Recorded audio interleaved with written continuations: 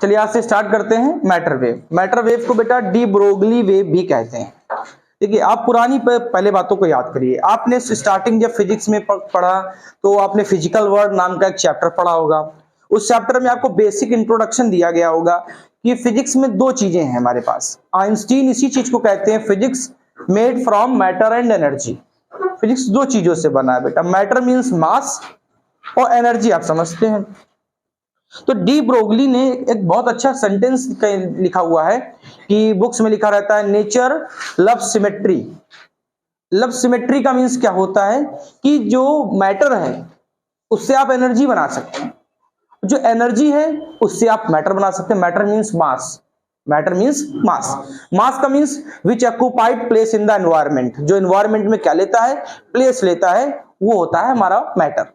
सबसे पहले आपको याद है हाइगन्स ने एक फिनोमिना सेट किया था कि लाइट क्या है, वेव है। कौन सी वेव, मैकेनिकल वेव। और मैकेनिकल वेव को ट्रांसमिशन के लिए मीडियम चाहिए। इस बात को लेकर इन्होंने वेव को लॉन्गिट्यूडनल माना और लॉन्गिट्यूडनल मानकर इंटरफेरेंस डिफ्रैक्शन प्रूफ किया। फिर थोड़ी मान चेंज कर दिया गया कि लाइट भाई मैकेनिकल नहीं है, नॉन मैकेनिकल है। और नॉन मैकेनिकल में बाय नेचर क्या है, ट्रांसवर्स है और पोलराइजेशन प्रूफ कर दिया गया। मतलब लाइट को इन लोगों ने वेव माना, वेव माना। अब उसके कुछ समय बाद जब प्लांक की क्वांटम थ्योरी आई तो कह दिया गया light consist from the टिनी particles. Light क्या पार्टिकल से बनी है। पार्टिकल का मींस वहां पर क्या है, चार्ज पार्टिकल हमारा इलेक्ट्रॉन होता है। और कह दिया गया कि उससे क्वांटा है, क्वांटा मींस फोटॉन। मतलब लाइट वेव भी है और लाइट पार्टिकल भी है। अब डी ब्रोगली ने उसी थ्योरी को रिकमेंड करते हुए अपनी नई थ्योरी बनाई और इन्होंने कहा कि अगर सपोज दैट ये पार्टिकल है, मान लेते हैं थोड़ी देर के लिए पार्टिकल है, या आप सबसे ज्यादा क्रिकेट खेलते हैं तो बॉल पार्टिकल है। आपने जब बॉल को बैट से हिट किया तो वो बन गया set of particle, group of particle, और उसको कहते हैं वेव। अगर आप थोड़ी देर सोचो कि ये मार्कर है, उस मार्कर को मैं फेंक दूं तो ये वेव की तरीके चलेगा। है तो पार्टिकल, चल किसकी तरीके रहा है, वेव की तरीके। तो इन्होंने एक बात बता दी कि एक ऐसी वेव जो मटेरियल पार्टिकल के मोशन से बनती है, मटेरियल पार्टिकल के मोशन से बनती है, उसका नाम दिया बेटा मैटर वेव। ठीक है, मतलब क्या फ्रेजनल और हाइगेंस क्या मानते हैं कि लाइट वेव है, लाइट वेव है। फिर आइंस्टीन की थ्योरी जब आती है तो कहते हैं नहीं लाइट पार्टिकल है। पार्टिकल मानकर फोटो इलेक्ट्रिक इफेक्ट प्रूफ कर दिया। और आगे क्लासों में पढ़ोगे कॉम्पिटम इफेक्ट भी प्रूव होता है और ब्लैक बॉडी रेडिएशन जो क्लास 11th के टॉपिक में था। मतलब लाइट को पार्टिकल मानकर तीन चीजें प्रूफ कर दी। इसका मतलब है कि पार्टिकल क्या है, वेव के तरीके बिहेव कर सकता है और wave just like a particle behave कर सकता है। यही तो कह सकते हैं कि पार्टिकल किसके तरीके बिहेव करेगी, वेव, और वेव किसके तरीके बिहेव करेगी। तो डी ब्रोगली ने वही बात बताई कि इन्होंने कहा कि दो चीजें हैं हमारे पास, नेचर में दो चीजें हैं, नेचर में दो चीजें हैं बेटा, फर्स्ट मास और सेकंड एनर्जी। और आइंस्टीन ने इसी को सबसे पहले माना था कि आइंस्टीन एनर्जी मास रिलेशन दिया था। आपको याद होगा आइंस्टीन का एक एनर्जी मास रिलेशन आया था, जिसको बेटा एनर्जी मास रिलेशन में शायद आपने पढ़ा होगा E equal M C square, E equal M C square. ठीक, ये मैटर वेव या डी ब्रोगली जो साइंटिस्ट हैं वो क्या मानते हैं कि जो नेचर है, नेचर लव सिमेट्री। सिमेट्री का मीन्स बताता हूं, मतलब दो चीजें हैं हमारे पास, एक है हमारे पास मटेरियल पार्टिकल और दूसरा हमारे पास वेव। ठीक, मटेरियल पार्टिकल सब जानते हैं, मोस्टली इलेक्ट्रॉन होता है। ठीक है, मटेरियल पार्टिकल कौन, इलेक्ट्रॉन। इलेक्ट्रॉन क्या बन सकता है, वेव। वेव क्या बन सकता है, इलेक्ट्रॉन। अरे भाई इलेक्ट्रॉन वेव बन सकती है और वेव इलेक्ट्रॉन। इस बात को समझने के लिए सबसे अच्छा, जब आप किसी भी ऑब्जेक्ट को हाथ पे लेते हैं, जैसे सपोज दैट क्रिकेट आप खेलना पसंद करते हैं, तो जब बॉल को हाथ पे लिए हैं तो आपके लिए पार्टिकल, पार्टिकल। उसी बॉल को मैंने हवा में फेंक दिया तो क्या बन गई, वेव बन गई। जैसे आपने साउथ की मूवी देखी होगी, साउथ की मूवी देखते हैं, एक घूसा मारते हैं, पता नहीं कहां गिरते हैं। उन्होंने वेव और पार्टिकल के बारे में बहुत अच्छा पढ़ा है। इस बात को समझते हैं कि नहीं? अब बहुत ज्यादा एक्सप्लेन नहीं करना, आगे वापस करिए। मतलब ये नेचर लव सिमेट्री, इसका मीन्स ये होता है कि ये दो चीजों से बनी है, फर्स्ट मटेरियल पार्टिकल और सेकंड वेव। और आइंस्टीन इसी को कहते थे कि मास और एनर्जी से बनी है, मास एंड एनर्जी से। मास एंड एनर्जी, मास से एनर्जी आती है और एनर्जी से मास आता है। बिल्कुल सही बात है, इक्वल एमसी स्क्वायर। आपको एनर्जी मालूम हो तो आप मास निकाल सकते हैं, अगर आपको मास मालूम है तो आप एनर्जी निकाल सकते हैं। तो बेटा मटेरियल पार्टिकल कौन है? इलेक्ट्रॉन है। इलेक्ट्रॉन का सेट क्या बन जाता है? वेव बन जाता है। तो ये बताओ कि ये जो इलेक्ट्रॉन है कहां से आ रहा है? मोशन, जो वेव जो है पार्टिकल मोशन कर रहा है, उसी तो आपने उसी को तो कहा just like a wave, just like a wave. जैसे आपने सेकेंडरी एमिशन का फिनोमिना सुना होगा, एक इलेक्ट्रॉन को इतनी एनर्जी दे दो कि जब टारगेट से कोलिजन करे तो इलेक्ट्रॉन एमिट करे। तो इलेक्ट्रॉन को जब एनर्जी दी तो electron just like a particle, material particle. लेकिन जब चल रहा हो, जब उसने हाई मोशन किया, हाई मोमेंटम क्रिएट किया, तो बताओ क्या बन गया? वेव बन गई ना। वो क्या बन गई? वेव। तो डेफिनेशन क्या बन गई बेटा? Wave associate with material particle in motion just like a wave. ठीक, उसी को कहते हैं बेटा डी ब्रोगली वेव, या हम कहते हैं मैटर वेव। एक मटेरियल पार्टिकल जो क्या करता है? मोशन के समय चलता है, तो जस्ट लाइक अ फील होता है कि वो क्या है? वेव है। उसी वेव को हम कहते हैं डी ब्रोगली वेव, या हम क्या बोलते हैं बेटा? मैटर वेव कहते हैं। बोलो इतनी बात ठीक है? आप किसी भी ऑब्जेक्ट को उठा ले, वो मटेरियल पार्टिकल है आपका, उसको आप कस के थ्रो कर दें तो वो क्या बन जाएगी? वेव बन जाएगी। तो बताओ मटेरियल पार्टिकल से एक वेव बन रही है, एसोसिएट हो रही है ड्यू टू मोशन, उसी को कहते हैं मैटर वेव। मैटर वेव में अकॉर्डिंग टू डी ब्रोगली को इसी के लिए नोबेल प्राइज भी मिला है 1929 में। जबकि डी ब्रोगली ने कोई एक्सपेरिमेंट नहीं दिया है, ओनली इन्होंने थीसिस लिखी है, इसके बारे में एक हाइपोथेसिस दी थी, और इस हाइपोथेसिस को प्रूव किया है आइंस्टीन ने, और आइंस्टीन ने इसको वेरीफाइड किया है। इसलिए 1929 में इसके लिए इनको नोबेल प्राइज भी दिया गया है। कि नेचर लव सिमेट्री का मींस क्या हुआ? कि पार्टिकल क्या बन सकता है? वेव, और वेव क्या बन सकता है? पार्टिकल। इसीलिए इन्होंने एक फॉर्मूला सेट किया था, lambda equal H upon P. तेरा दिमाग लगाना, आपने कभी मोमेंटम क्या होता है? एमवी। बेटा मास का मींस क्या हुआ? पार्टिकल का मास होगा ना। इसका मतलब ये पार्टिकल के तरीके बिहेव कर रहा है। और वेव लेंथ, वेव की लेंथ होती है वेव की, तो ये बन गई वेव। देखो रिलेशन भी वैसे दिया, ये पार्टिकल के लिए है और ये वेव के लिए है। तो lambda equal H upon P. मतलब एक बात आपको ये समझो कि आप किसी को भी मटेरियल पार्टिकल मान सकते हैं, लेकिन यहां पर फिनोमिना क्योंकि चल रहा है फोटो इलेक्ट्रिक इफेक्ट के लिए, पार्टिकल के लिए, तो पार्टिकल हमारा मेन होता है इलेक्ट्रॉन। क्योंकि आपको शुरुआत में सबसे पहला टॉपिक क्लास 11th में, जब 12th में आए होंगे, तो पढ़ाया गया होगा इलेक्ट्रिक चार्ज। और इलेक्ट्रिक चार्ज में बताया गया था who is the responsible for charge, तो आपने आंसर पढ़ा होगा electron. Only electron is the responsible for the charge, no proton and neutron. Neutron तो वैसे भी न्यूट्रल होता है। तो आपके पास मेन पार्टिकल बचा कौन? Electron. Electron is the responsible for the current, और इलेक्ट्रॉन ही रिस्पॉन्सिबल है करंट के लिए। Electron is the responsible for the quanta, electron he responsible है एनर्जी के लिए। इसका मतलब है आपका मटेरियल पार्टिकल कौन है? इलेक्ट्रॉन है। इलेक्ट्रॉन जब मोशन करता है तो it behave like a wave. किसके तरीके बिहेव करता है? Like a wave. इसी वेव को हम क्या कहते हैं? मैटर वेव कहते हैं, या डी ब्रोगली वेव कहते हैं। बोलो इतनी बात कंफर्म है? The wave associate due to material particle in motion, that wave is known as, इसी को बेटा हम कहते हैं मैटर वेव, या आप कह सकते हैं डी ब्रोगली वेव। ठीक, नोट कर लें पहले इतना। आपने डेफिनेशन लिख लिया, the wave associate due to material particle in motion is known as matter wave. According to de Broglie, it is experiment which is verified by Einstein. इनका experiment Einstein ने वेरीफाइड किया है, और आइंस्टीन ने ही इस पे फिनोमिना भी बनाया है। लेकिन थ्योरी किसकी है? डी ब्रोगली की है।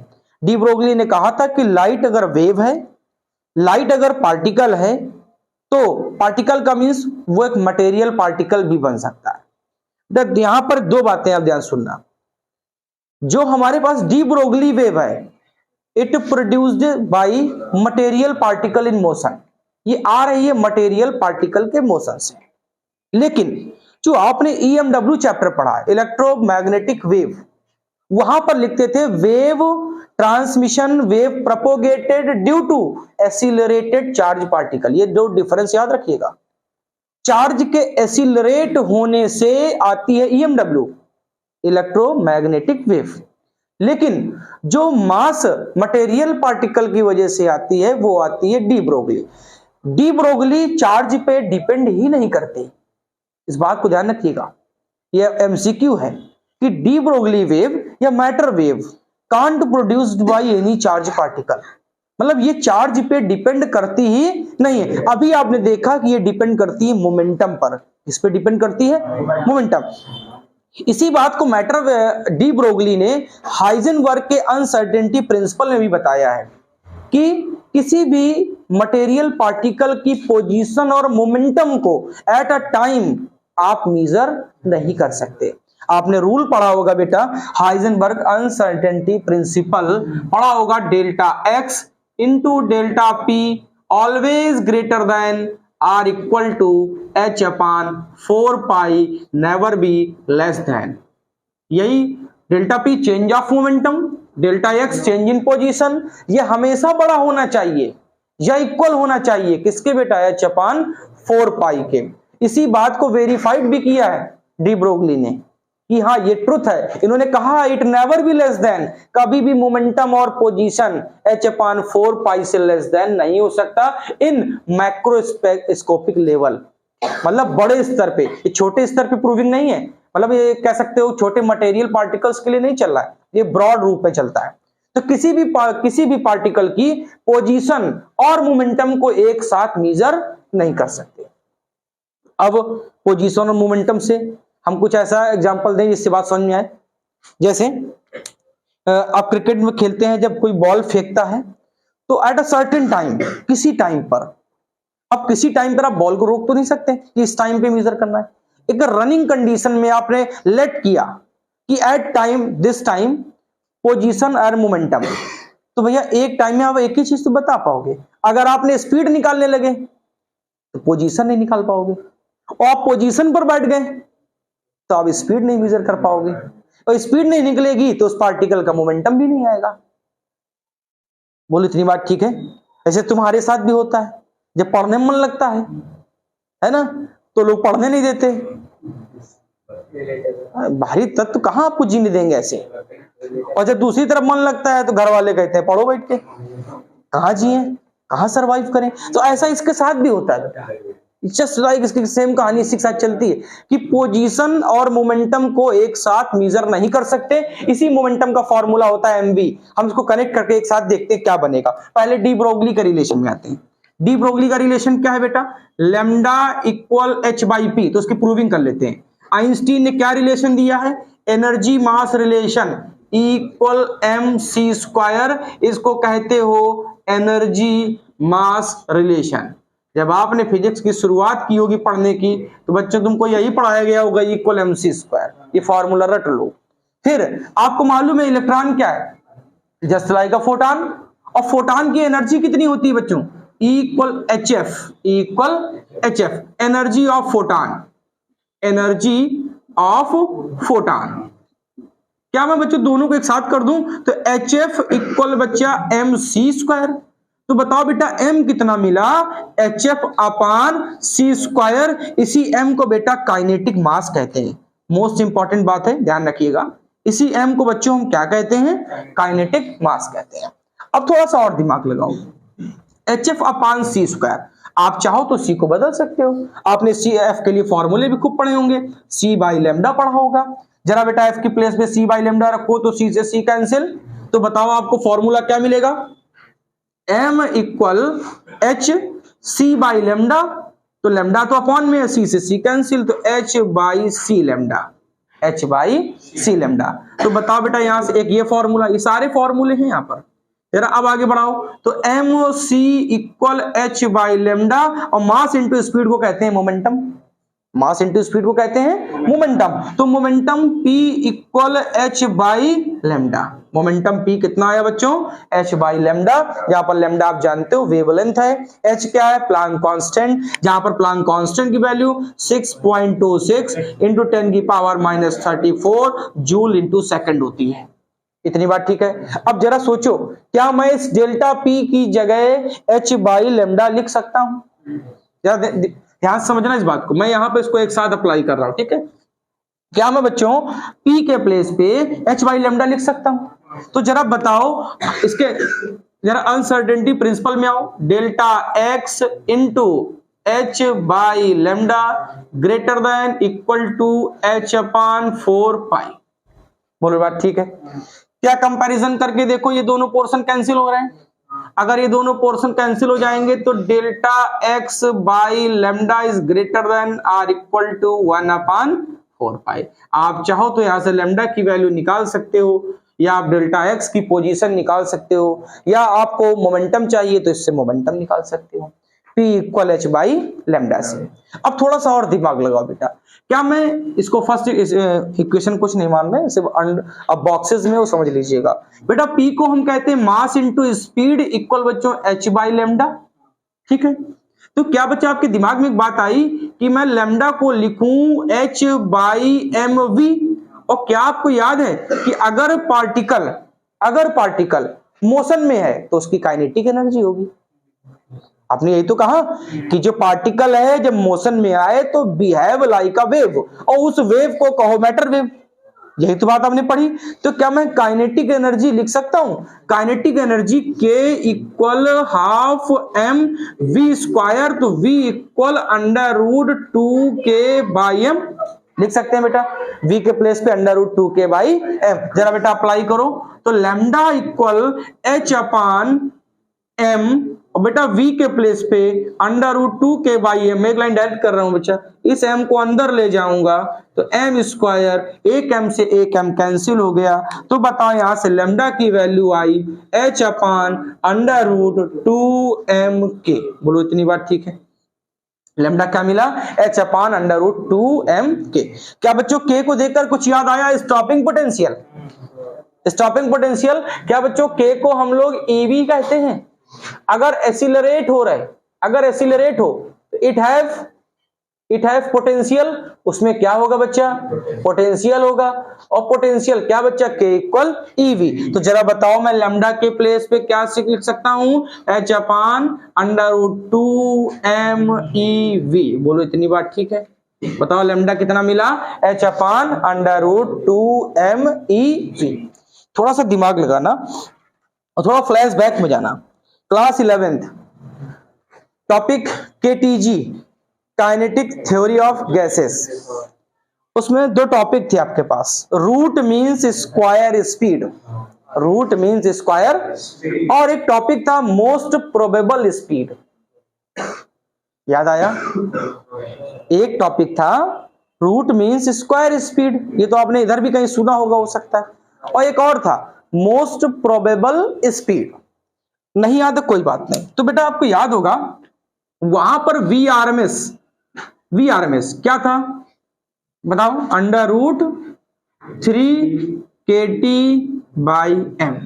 बोलो ये था VRMS कितना था? Under root 3KT by M था। एक फॉर्मूला और इसका था अंडर रूट 3/2 RT अपान एम से, और जो जैसा यूज हो, मुझे जो जरूरत चाहिए मैं उसको लिख ले रहा हूं बेटा। मैं VRMS की जगह लिख सकता हूं under root 3KT by M, और कहीं पर आपने स्पीड लिखी है, इसको क्या कहते हैं? Root means square speed. ठीक, क्या बच आपके सामने ये कहीं लिखा है formula? Under root H equal H, ये लिखा बेटा lambda equal H upon M V, और V की आपने देखो इस ये वैल्यू लिखी थी, ठीक, 2mk। तो जरा अगर मैं फॉर्मूला बनाना चाहूं तो क्या बना सकता हूं बेटा?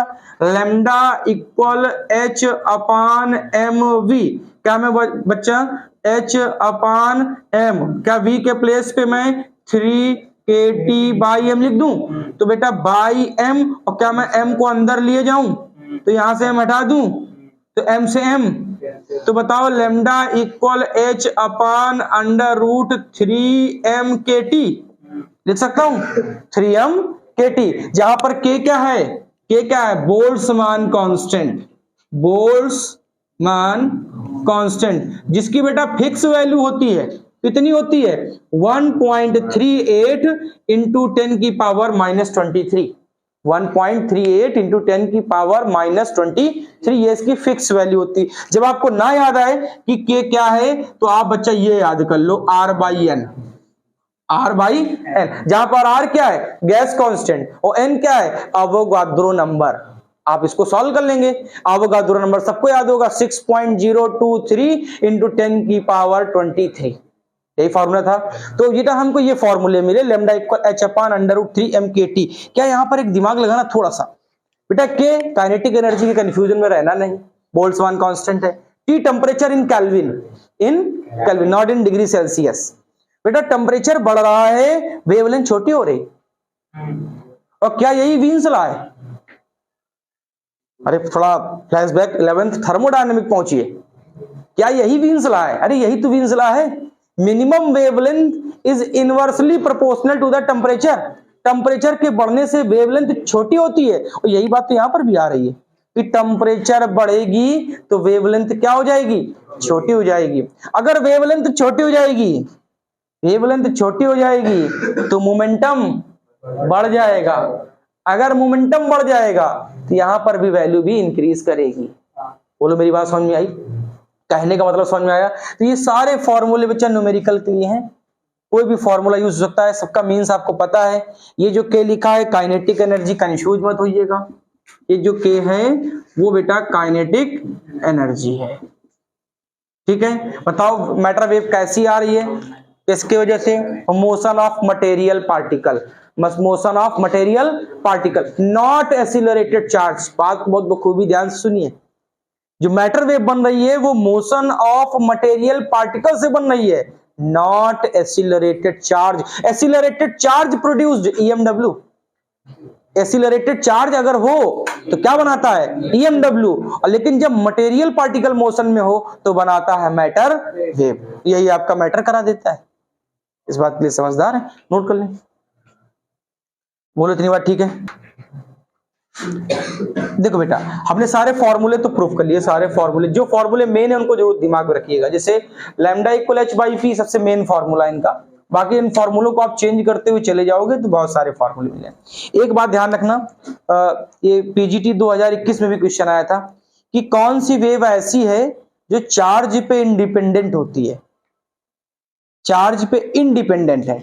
EMW चार्ज पे ही डिपेंडेंट है, लेकिन सिर्फ मैटर वेव ऐसी है जिसको चार्ज से कोई मतलब नहीं, मतलब चार्ज से कोई मतलब नहीं। इसका मतलब सिर्फ किससे, मास से, क्योंकि मास तो होने चाहिए, मटेरियल पार्टिकल ले रहे हो तो मटेरियल पार्टिकल लोगे तो बेटा मास तो, और सबको मालूम होना चाहिए कि चार्ज और मास इंट्रिंसिक प्रॉपर्टी है, मतलब प्योर प्रॉपर्टी है। यहां पर कोई इम्प्योरिटी नहीं होती, ना चार्ज में होती है और ना मास में होती है। तो अगर कोई आपसे कहे कि डी ब्रोगली वेवलेंथ किस फैक्टर पे डिपेंड है, तो भैया सिर्फ मोशन ऑफ मटेरियल पार्टिकल्स।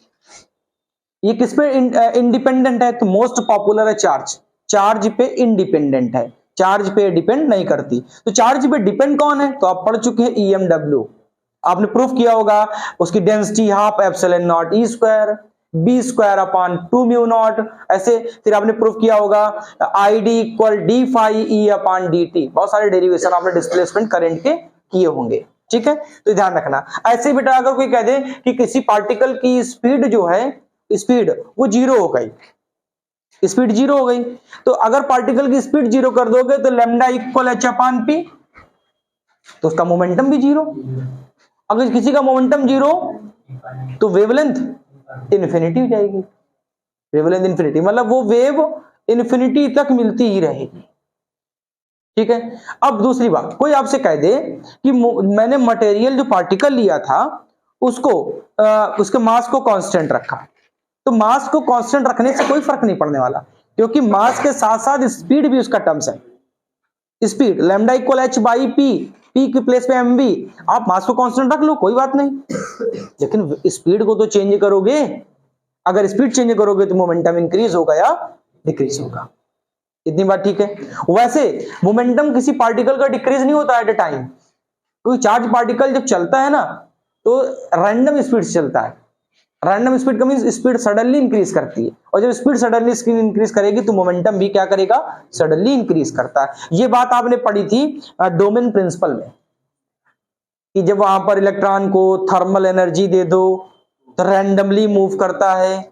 याद आया, मीन फ्री पाथ टॉपिक था वॉल्यूम 1 में, मीन फ्री पाथ, वहां पर हमने ये चीज पढ़ी थी। अब देखो बेटा, पूछ रहा है कि पोटेंशियल के साथ इसका रिलेशन क्या है, पोटेंशियल के साथ मिनिमम वेवलेंथ का रिलेशन क्या है।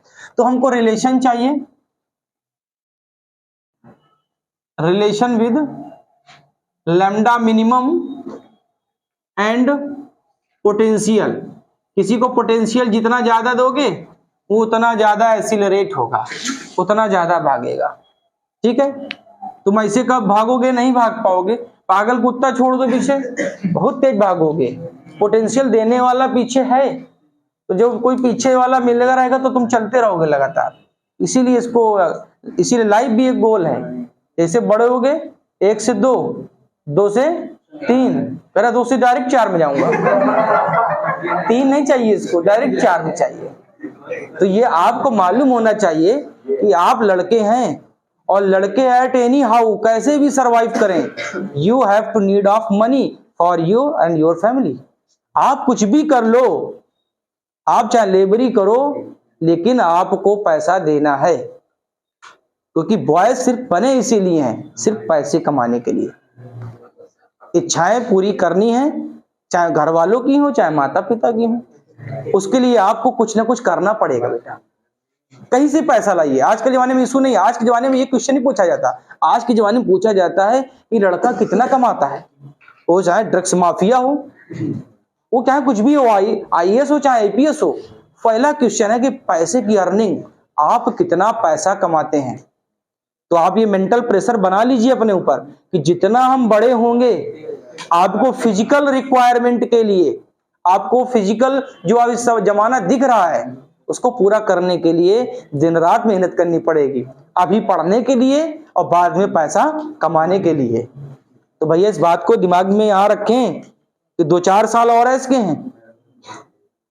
जहां 2-4 साल बीत गए, 24-25 प्लस हो गए, तो घर वाले सिर्फ यही पूछेंगे कि कमाना कब शुरू करोगे। क्या जवाब दोगे? कल से। ये तो कल से कमाएंगे, और कमा के किसको देंगे आपको पता है, ये भी ये तो आप जानते हो, कमा के किसको देंगे। इसको सीख लो बेटा कि घर वाले तो आईफोन दिला देते हैं, अपने पैसों से रियलमी का फोन भी ना खरीद पाओगे। भैया कहावत ही कही गई है कि ऐश तो माता पिता के पैसों से होती है, अपने पैसों से तो सिर्फ जरूरतें पूरी होती हैं। हाँ तो उसको सीखो बेटा। अभी टेंशन बढ़ेगी, बाल कम होंगे, फिर धीरे से डॉक्टर के पास जाओगे कि बाल बचे रहें, फिर लगवा लें हम। तो ऐसी सिचुएशन से बचें, अभी सरवाइव कर लें। अभी जितना सरवाइव करेंगे आगे ऐश करेंगे। अब ऐश कैसे करना है आप जानो। पड़ोस वाले के साथ रहना है तो बिल्कुल एवं मस्त, वो दिन दूर नहीं जब जल्दी ही कुछ ना कुछ दोनों पक्षों में होगा। हाँ, मामला कोर्ट जाएगा, कोई बात नहीं है। आप टोकोगे तो यही होगा। अब वापसी करो, बैक गियर लगाओ, इधर आओ। Relation between lambda minimum and potential. आपको अच्छी तरीके पता है कि बेटा जो लैम्डा मिनिमम है वो बच्चों कितना है, h/p। h/p, ठीक है, दिमाग लगाते रहना। अभी आपने कहीं पे लिखा था P = mv, तो आपको याद होगा कि लैम्डा मिनिमम इक्वल h/mv।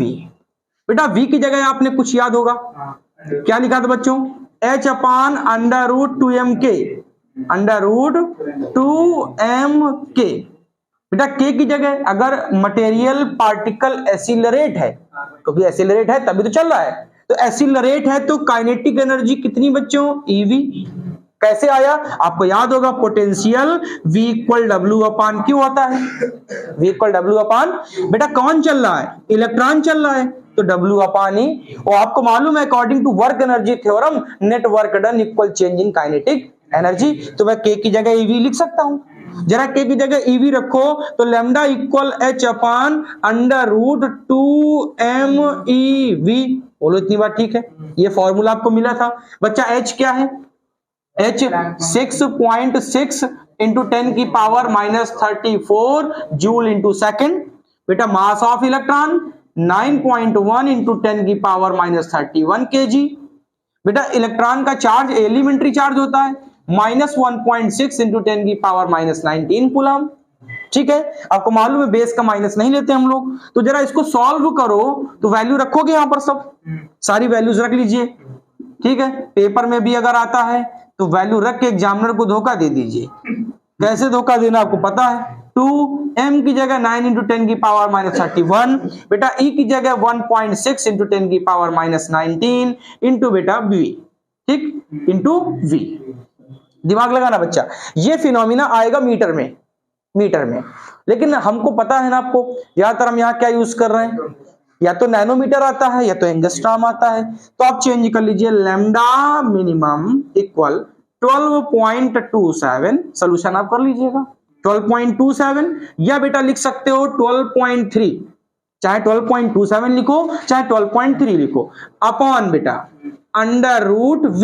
और बेटा ध्यान रखना कि लैम्डा किसमें है बेटा, एंगस्ट्रॉम में। अगर कोई कहे नैनोमीटर करो, नैनोमीटर, तो भैया 10 का मल्टीप्लाई कर देना तो बन जाएगा 122.7 या 123 कह सकते हो, 123 अपान अंडर रूट V और इन नैनोमीटर, इन नैनोमीटर। अब थोड़ा दिमाग और लगाओ बेटा, मान लो मेरे पास, मान लो कोई पार्टिकल है, इलेक्ट्रॉन है, वो बेटा एक्सीलरेट जितना हाई होगा, जितना हाई एक्सीलरेट होगा उसकी वेवलेंथ उतनी ही कम होगी।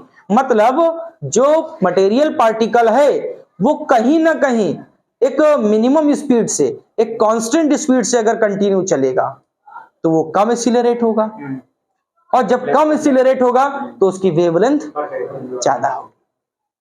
इसीलिए आपने अभी मैंने एक वर्ड बोला था कि V को अगर ले लो 0 तो आपने कहा मोमेंटम 0, मोमेंटम 0 तो लैम्डा इन्फिनिटी, लैम्डा। तो बेटा अगर V, अगर पोटेंशियल, ये पोटेंशियल स्पीड वाला V हम छोटा कर दें तो मोमेंटम 0 हो जाएगा। मोमेंटम अगर 0 हो जाएगा तो सारे फॉर्मूले तो बदल सकते हैं आप, इसका मतलब पोटेंशियल भी कम होगा। कहने का मतलब ये है कि अगर 1000 किलो वोल्ट की आप ट्यूब रख रहे हैं और उसमें एक्सीलरेट कराएं तो वेवलेंथ छोटी हो जाएगी। अगर वही 100 वोल्ट की ट्यूब रखेंगे तो उसकी वेवलेंथ ज्यादा है। यही बात का मतलब समझ में आया कि नहीं। तो V बच्चा जितना छोटा रखोगे उतना आपको लैम्डा ज्यादा मिलेगा। इतनी बात ठीक है। तो लैम्डा मिनिमम की प्रूविंग है। आप चाहे 12.27 याद रखें या बच्चा 12.3। पेपर में देखिए अगर इसको सब रखेंगे, आप एक एक पोर्शन सॉल्व करेंगे, टाइम वेस्ट होगा।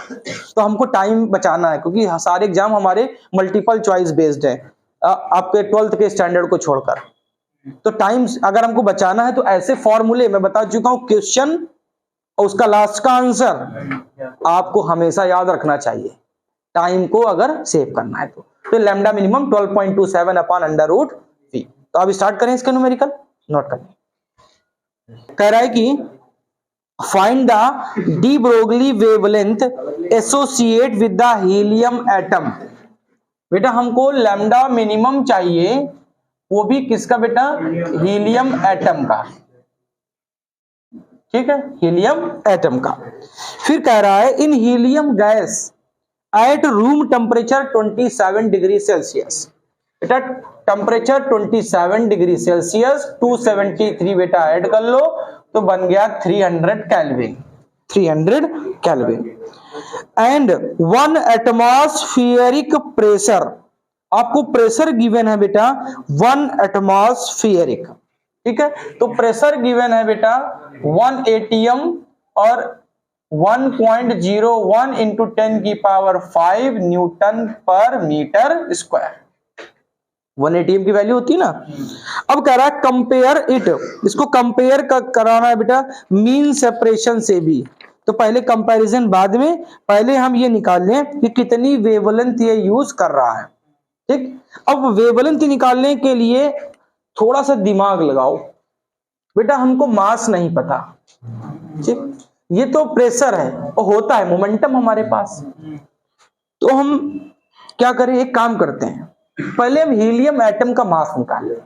तो बेटा मास निकालने के लिए हम क्या करें, शायद आपने पढ़ा होगा कि मास निकालने के लिए हम मास अपान अवोगाद्रो नंबर, शायद एक फॉर्मूला आपने पढ़ा होगा, कभी सुना हो केमिस्ट्री में, N अपान N इक्वल M अपान M, शायद सुना हो।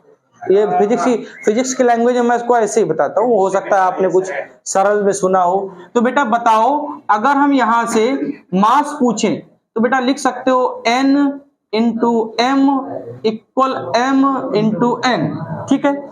बताओ क्या लिखूं बेटा, M upon N, M upon N equal M by N, एक एटम की बात कर रहा है, इसकी वैल्यू 1 हो गई, हटा दो। अब सोचो आपके पास ये फॉर्मूला बन गया, तो पहले बताओ M mass of atom, mass of helium atom, बताओ मोलर मास सब जानते हैं, हीलियम कितना होता है, 4 ग्राम, शायद कितना होता है 4 ग्राम, अपान अवोगाद्रो नंबर 6 इंटू 10 की पावर 23। मैंने 6.02 नहीं लिखा, मैंने 6 इंटू 10 की पावर 23 लिखा। बेटा ग्राम को केजी बना लेना, ग्राम को केजी, तो बेटा चेंज करूं तो 4 इंटू 10 की पावर -3 अपान 6 इंटू 10 की पावर 23, तो बेटा आ गया 4/6, और ये बेटा ऊपर चला गया तो माइनस का 26, बोलो बात ठीक है, माइनस का 26, और ये बन गया बच्चा केजी। बोलो इतनी बात ठीक, इतनी बात सही, ये फार्मूले से आया, ठीक। अब थोड़ा सा दिमाग और लगाओ, क्या साइन कर रहा है, molar mass upon Avogadro number equal mass of 1 मोल या नंबर ऑफ एटम, जो आप पढ़ते थे। अब सोचो बेटा, चलो इतनी बात तो ठीक है, हमको स्पीड भी नहीं पता, अगर हम v निकाल लें तो v इक्वल √3 kT/m होता है, उससे भी कुछ नहीं हल निकलेगा। अगर मैं लेमडा सीधे सीधे निकाल लूं h अपान mv से, ठीक है बेटा, h तो पता है, m भी पता हो गया, समस्या है v, और मैंने अभी v के बारे में तुम्हें कहीं बताया था, 3 kT/m बताया था।